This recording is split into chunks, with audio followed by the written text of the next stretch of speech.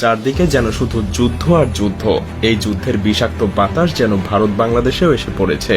যে কোনো মুহূর্তে ভারত বাংলাদেশে আক্রমণ করতে পারে, কারণ সাম্প্রতিক সময়ে ভারতের সবচাইতে বড় মাথা ব্যথার কারণ হয়ে দাঁড়িয়েছে বাংলাদেশের রাজনৈতিক প্লট পরিবর্তন। বাংলাদেশ আর কারো নিয়ন্ত্রণে নেই, আর এ কারণেই তারা বাংলাদেশকে পরোক্ষভাবে দখল করার হুমকি দিয়ে আসছে প্রতিনিয়ত। যদিও এগুলোকে রাজনৈতিক বক্তব্য বলেই উড়িয়ে দেওয়া যায়, কিন্তু আসলেই যদি ভারত এমনটা করার চিন্তা করে থাকে তাহলে কি পরিস্থিতি দাঁড়াবে? বাংলাদেশ কি পারবে পৃথিবীর চতুর্থ বৃহত্তম ভারতের মতো সামরিক দানবের মুখোমুখি হতে, নাকি নতুন আর একটা গাজায় পরিণত হবে? নাকি ভারত বাংলাদেশকে আক্রমণ করলে নিজেই বিভক্ত হয়ে যাবে, আলাদা হয়ে যাবে সেভেন সিস্টার? আজ চলুন সেই বিশ্লেষণই করা যাক। ভারতীয় সেনাবাহিনীর সংখ্যা প্রায় 13 লাখ, যা চীনের পর পৃথিবীর দ্বিতীয় সর্বোচ্চ সৈন্যের অধিকারী দেশ। তবে ভারতের সেনাবাহিনীর একটা বড় অংশ তাদের অভ্যন্তরীণ নিরাপত্তায় নিয়োজিত আছে। কাশ্মীর, মধ্যপ্রদেশ এবং পূর্বাঞ্চলের 7টা রাজ্যের, যাদেরকে আমরা সেভেন সিস্টার হিসেবে জানি, সেখানকার বিদ্রোহীদের দমন করতে ভারতীয় সেনাবাহিনীর একটা বিশাল অংশ সেখানে নিয়োজিত আছে, আর তাদেরকে সেখানে থাকতেই হবে। তা না হলে সেভেন সিস্টার সহ আরো বেশ কিছু রাজ্য বিভক্ত হয়ে যাওয়ার প্রবল সম্ভাবনা আছে। অন্যদিকে পাকিস্তানের সেনাবাহিনীর অ্যাক্টিভ রিজার্ভ সবকিছু মিলিয়ে সংখ্যা প্রায় 7 লাখের কাছাকাছি, যাদের একটা বড় অংশ সবসময় ভারতকে আক্রমণ করার সুযোগ খুঁজতে মুখিয়ে থাকে। আর এতে করে ভারতীয় সেনাবাহিনীর অন্ততপক্ষে 8 লাখ সৈন্য প্রয়োজন পাকিস্তান এবং নিজেদের অভ্যন্তরীণ সব সংকট মোকাবেলা করতেই। এখানেই শেষ না, ভারতকে অবশ্যই চীনের আগ্রাসন থেকে বাঁচার জন্য আরো 3 লক্ষ সেনাবাহিনী চীন ভারত সীমান্তে সবসময় মোতায়েন রাখতে হয়। কিন্তু অবশিষ্ট 2 লাখ সৈন্য নিয়ে ভারত যদি বাংলাদেশে আক্রমণ করতে চায়, তবে সেটা যেন ভারতের জন্য হবে নিজের পায়ে নিজের কুড়াল মারার মতো। কেন বলছি এই কথা? কারণ সামরিক বিশেষজ্ঞরা মনে করেন কোন দেশকে দখল করতে গেলে সেই দেশের শক্তির চাইতে 3 গুণ সৈন্য থাকা প্রয়োজন। মজার ব্যাপার হলো, আপনি যুদ্ধ বিমান দিয়ে শত্রুর দেশকে শুধু ধ্বংসই করতে পারবেন, কিন্তু দখলে নিতে গেলে অবশ্যই আপনাকে সেখানে মোতায়েন করতে হবে পদাতিক বাহিনী। আর তাই ভারতের 2 লাখ সৈন্য দিয়ে বাংলাদেশকে দখলে নেওয়া সম্ভব না, কারণ বাংলাদেশের সেনাবাহিনীর সংখ্যাও একেবারে কম না। আর তাই বলাই যায়, এই পরিস্থিতিতে ভারতীয় সেনাবাহিনীর জন্য বাংলাদেশকে আক্রমণ করা অসম্ভব হয়ে দাঁড়াবে। তবে এখানে চীন পাকিস্তান নিজেদের স্বার্থে ভারতকে সীমান্ত থেকে দূরে ব্যস্ত রাখতে বাংলাদেশকে অস্ত্র দিয়ে সহযোগিতা করার সম্ভাবনা অনেক বেশি, যা ভারতের জন্য কাল হয়ে দাঁড়াতে পারে। কিন্তু ভারতের সক্ষমতা কিন্তু এখানেই শেষ না, কারণ তাদের আছে পৃথিবীর অন্যতম আধুনিক এবং বিশাল শক্তির বিমান বাহিনী। তবে মজার ব্যাপার হলো, তাদের সেখানেও রয়েছে বেশ দুর্বলতা, কারণ তাদের পর্যাপ্ত যুদ্ধ বিমান আছে ঠিকই, কিন্তু লজিস্টিক সহযোগিতা করার সক্ষমতা অতটাও নেই। কারণ ভারতীয় বিমান বাহিনীর কাছে মাত্র 10টা হেভিওয়েট পরিবহন বিমান এবং 30টা মিডিয়াম ক্যাটাগরির লজিস্টিক বিমান রয়েছে। অথচ ভারতের মতো একটা বিশাল দেশে সৈন্য এবং রসদ মোতায়েন করতে এই কিছু ট্রান্সপোর্ট বিমান কোনোভাবেই যথেষ্ট হবে না। যেমন 2020 সালে চীনের সংঘর্ষের সময় ভারতের ট্রান্সপোর্ট ফ্লাইটের অভাব স্পষ্ট হয়ে উঠেছিল। বেশ কয়েক সপ্তাহ সময় লেগেছিল ভারতের সৈন্য এবং সরঞ্জাম মোতায়েন করতে। এর ফলে বাংলাদেশের বিরুদ্ধে যুদ্ধ করতে গেলে ভারতের বিমান বাহিনীর লজিস্টিক ফ্লাইট কোনো বড় ভূমিকা পালন করতে পারবে না। তবে ভারতীয় বিমান বাহিনীর কাছে প্রায় সব মিলিয়ে 500টা যুদ্ধ বিমান আছে, এবং এতে কোনো সন্দেহ নেই এত সংখ্যক বিমান দিয়ে তারা অল্প কিছু সময়ের মধ্যেই বাংলাদেশকে ধূলিসাৎ করে দিতে পারে। কারণ বাংলাদেশের কাছে এমন কোনো শক্তিশালী যুদ্ধ বিমান নেই যা ভারতীয় ফাইটার জেটগুলোকে মোকাবেলা করতে পারবে। সেই সাথে নেই তেমন কোনো শক্তিশালী আকাশ প্রতিরক্ষা ব্যবস্থা। তবে এখানেও ভারতের জন্য বিপদ রয়েছে, কারণ ভারতের বেশিরভাগ যুদ্ধ বিমান কাউন্টার স্ট্রাইক মিশন পরিচালনা করতে সক্ষম না। হ্যাঁ, ভারতের কাছে আছে 270টা SU-30, এছাড়াও MiG-21 এবং জাগুয়ার ফাইটার জেট। কিন্তু মজার ব্যাপার হলো, এগুলো বর্তমানের আধুনিক যুগে কিন্তু বেশ পুরনো মডেল।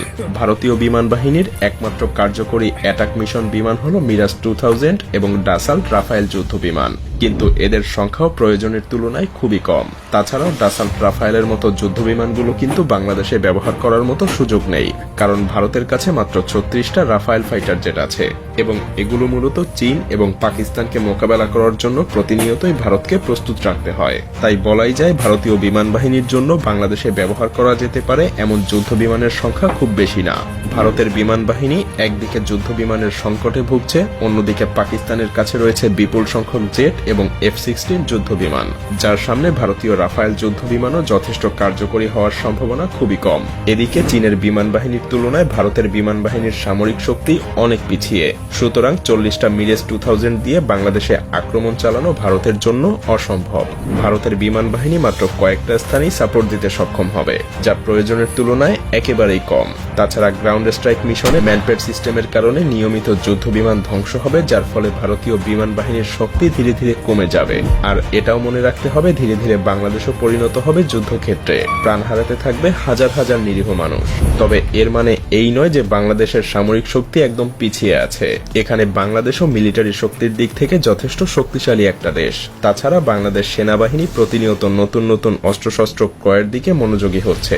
সেই সাথে আপনাকে এটাও মনে রাখতে হবে, বাংলাদেশ সেনাবাহিনী বর্তমানে দক্ষিণ এশিয়ার তৃতীয় বৃহত্তম শক্তিশালী বাহিনী এবং এই বাহিনী দেশের যে কোনো বিপদের সময় নিজেদের সবকিছু দিয়ে লড়াই করতে প্রস্তুত।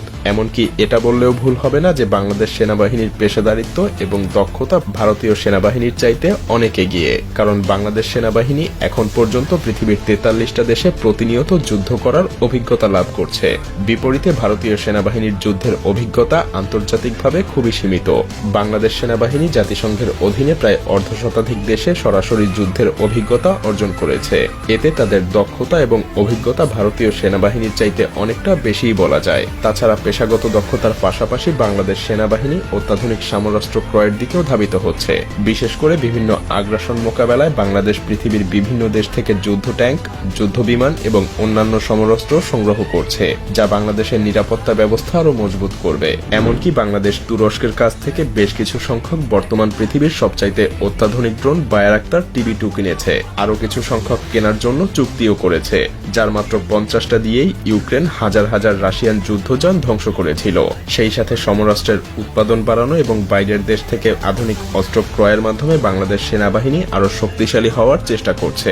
2030 সালের মধ্যে এই সমস্ত নতুন অস্ত্র বাংলাদেশ সেনাবাহিনীর বহরে যুক্ত হবে, যা বাংলাদেশকে এক নতুন উচ্চতায় পৌঁছে দিবে। তাছাড়াও বাংলাদেশের সেনাবাহিনীর কৌশলগত শক্তি বৃদ্ধি করতে সবচাইতে গুরুত্বপূর্ণ পদক্ষেপগুলোর মধ্যে একটা হলো অ্যামফিবিয়াস ট্যাঙ্ক। সম্প্রতি বাংলাদেশ চীন থেকে 54টা অত্যাধুনিক উভচর ট্যাঙ্ক অর্ডার করেছে, যা পানিতে এবং মাটিতে দুই জায়গাতেই বেশ কার্যকরীভাবে চলতে পারে। এই ট্যাঙ্কগুলো এমনভাবে তৈরি যা তীব্র স্রোতেও অনায়াসেই চলতে পারে। এগুলো বিশেষ ধরনের হামলা চালানোর জন্য অত্যন্ত কার্যকরী, যা বাংলাদেশের প্রতিরক্ষা শক্তি আরও মজবুত করবে। আর তাছাড়া চীন ভারতের কাছে এই ট্যাঙ্কগুলো বিক্রিও করবে না। তবে পরিশেষে আমাদেরকে একটা কথা মনে রাখতে হবে যে যুদ্ধ কখনো শান্তি বয়ে আনতে পারে না, কারণ ভারত যদি বাংলাদেশের উপরে আক্রমণ করে তবে হয়তো তারা দখল করতে পারবে না, তবে ধ্বংসস্তূপে পরিণত হতে পারে বাংলাদেশ। প্রাণ হারাবে হাজার হাজার লাখ লাখ মানুষ। এমনকি ভারতের জন্যও রয়েছে অশনি সংকেত, কারণ বাংলাদেশের সাথে যুদ্ধে ব্যস্ত থাকলে চীন এবং পাকিস্তান অবশ্যই ভারতীয় মানচিত্রে আক্রমণ করতে দ্বিধাবোধ করবে না। আর সেভেন সিস্টার আলাদা হওয়ার জন্য তাদের নিরস্ত্র আন্দোলনকে হয়তো সশস্ত্র আন্দোলনে পরিণত করতে পারে। এমন ভয়াবহ কিছু হলে দুইটা দেশই ক্ষতিগ্রস্ত হবে।